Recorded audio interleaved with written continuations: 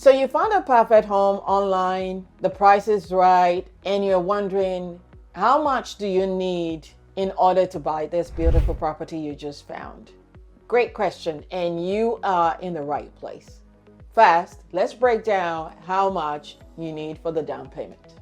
In Canada, down payment is based on the price of the house. So for instance, if you want to buy a property of $475,000 in Windsor, you need around $24,000 for your down payment. If you want to avoid the mortgage insurance, or it is not your first time buying a home in Canada, then it would be 20%, which is a lot spicier. The second thing you need to do when buying a home to put aside is a closing cost. Now, this is what people forget the most. They don't realize that even before you buy the house, or even before you consider buying the house, you need to also budget for your closing costs. So what are these closing costs? It is the land transfer fees, the legal costs, the home inspection, your moving costs, adjustments like property prepaid, water, utilities, any other costs that would help you close the house. Insurance, home insurance. If you do not have insurance binder, you're not gonna get your home closed. So make sure you plan for this cost just as you're planning for your down payment. So if you're buying a house, $475,000 as another example, you could expect to pay about $12,000 to $15,000 in closing costs, depending on the price of the house, the city, town, municipal in which you are buying, because it does vary. So you want to speak to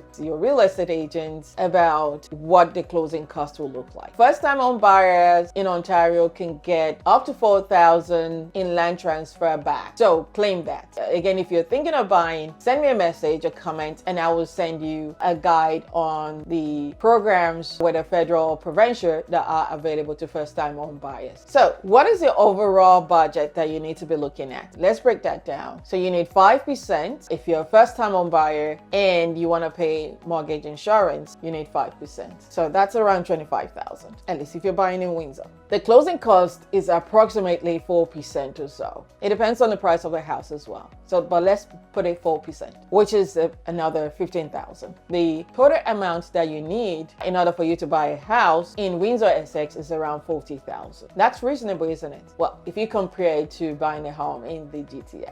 If you're working with more than 5%, even better, you can lower your mortgage payment. However, you don't need 20% in order for you to buy the property. You can strategize on lowering your payments at a later date. Here is my suggestion to you. Do not spend every penny towards your home purchase. You need to keep some money for emergency as well. Remember, you are now becoming a homeowner. A lot of responsibilities such as maintenance, utilities, falls on you to take care of. If you want a checklist on what to expect when buying a home, or perhaps you want a guide on the programs available to first-time home buyers, be sure to put a comment below and I will send you a free guide to help you along the way. Or better still, send me a message and I can join you in a 50-minute consultation session, free, and we can talk about what your needs are when it comes to buying a home in Windsor-Essex County. I have got you.